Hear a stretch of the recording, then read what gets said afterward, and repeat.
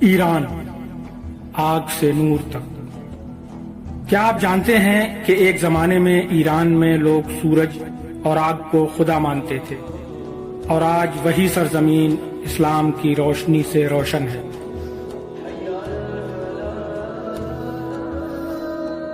آئیے چلتے ہیں وقت کے اس سفر پر جہاں ایران کی 2000 سال پرانی کہانی چھپی ہے۔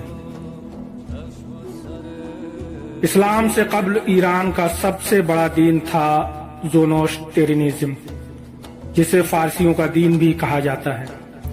یہ لوگ آگ کی عبادت کرتے کیونکہ ان کے نزدیک آگ روشنی تھی اور روشنی میں خدا کا نور چھپا تھا۔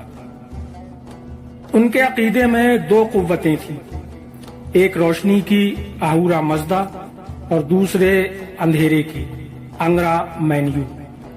یہ دین ان کا ملکی سسٹم تھا۔ ہر سٹی میں فائر ٹیمپلز تھے اور ایک چیز کامن تھی، آگ۔ ایران یعنی پرانا فارس دنیا کے عظیم ترین ایمپائرز میں شامل رہا، اور چائمینڈ ایمپائر نے ایجپٹ سے لے کر انڈیا تک حکومت کی۔ پھر آیا ساسانید دور، جن کی ٹکر ہوئی روم اور بیزنٹائن جیسوں سے۔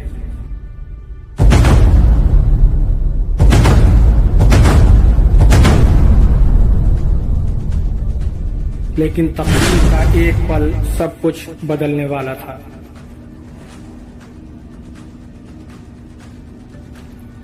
سیونتھ سینچری میں جب مدینہ میں اسلام روشن ہو چکا تھا تو اس روشنی کا نور ایران تک پہنچ گیا۔ حضرت عمر رضی اللہ تعالیٰ عنہ کے دور میں مسلم فوج نے پرسیا کا رخ کیا۔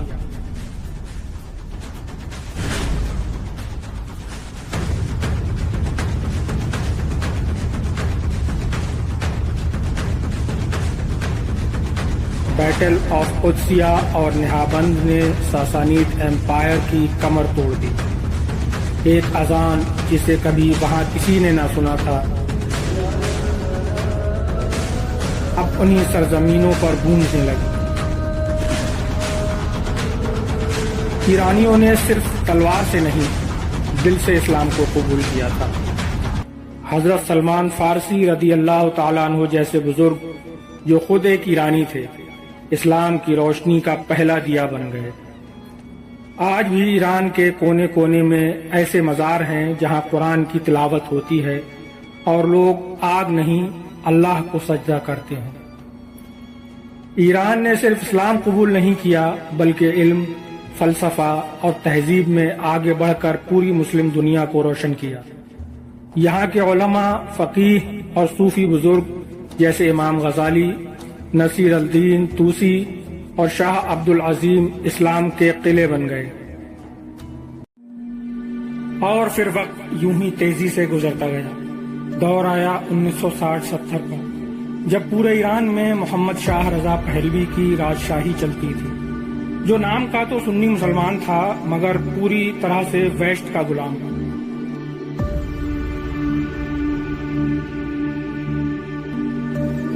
اور امریکہ یورپ کے اشاروں پر ایران میں سیکولرزم اور لبرلزم کو پوری طرح قائم کرنا چاہتا تھا، مگر وہاں کے اکثر لوگوں کو اسلام کا قانون پسند تھا، جس وجہ سے شاہ کے خلاف بغاوت ہو گئی، جو ایرانی ریولوشن کے نام سے دنیا بھر میں مشہور ہے۔ اور اس بغاوت کی قیادت کی آیت اللہ روح اللہ خمینی نے، کیونکہ ایران میں 85% شیعہ کمیونٹی ہے اور 15% سنی۔ اس وجہ سے اس بغاوت کی کمان ایک شیعہ عالم دین کے ہاتھ آئی۔ ایران کی گلیوں میں بس ایک ہی نام گونج رہا تھا، خمینی خمینی۔ ایک طرف تھا شاہ محمد رضا پہلوی جو ویسٹ کا غلام تھا، اور دوسری طرف تھا ایک جلاوطن عالم آیت اللہ خمینی۔ آیت اللہ خمینی کو جلاوطن کر کے فرانس بھیج دیا گیا، مگر شاہ کی طاقت، فوج اور امریکہ کا سپورٹ عوام کے جذبوں اور غصے کے آگے بیکار ہو گئے، کیونکہ فوج میں بھی اکثریت پر اور عوام پر بھی آیت اللہ خمینی کا جادو چل رہا تھا۔ اور جب شاہ رضا پہلوی کو لگا کہ اب سارا معاملہ ہاتھ سے نکل چکا ہے تو اس نے ملک چھوڑ کر بھاگنے میں بھلائی سمجھی، اور کبھی امریکہ، کبھی یورپ، کبھی مصر میں پناہ لی۔ اس امید پر کہ شاید اب حالات میرے لیے سازگار ہو جائیں اور میں پھر سے ایران جا کر راجہ بن جاؤں، کیونکہ ایران میں اب بھی اس کے چاہنے والوں کی ایک بڑی اکثریت موجود تھی جو آج تک ہے، مگر 1980 میں اسے کینسر ہو گیا اور مصر میں اس کی موت ہو گئی۔ ادھر خمینی واپس ایران آئے تو پوری قوم نے ان کا انتظار 15 سال تک جو کیا تھا اس کا جشن منایا، اور ایران بن گیا اسلامک ملک، جہاں آج بھی خمینی کا جادو چل رہا ہے، اور آج ایران اسلامک ریپبلک کے ساتھ ساتھ ترقی کی بلندیوں کو بھی چھو رہا ہے۔ ایک وقت تھا جب لوگ آگ کی پوجا کرتے تھے، آج انہی زمینوں پر اللہ اکبر کی صدا گونجتی ہے۔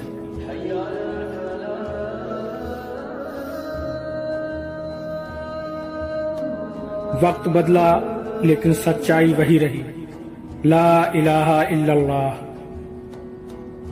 اگر آپ کو یہ سفر پسند آیا تو ویڈیو کو لائک کریں، شیئر کریں اور چینل کو سبسکرائب ضرور کریں۔ وقت گزرتا ہے لیکن تاریخ ہمیشہ کچھ کہہ جاتی ہے۔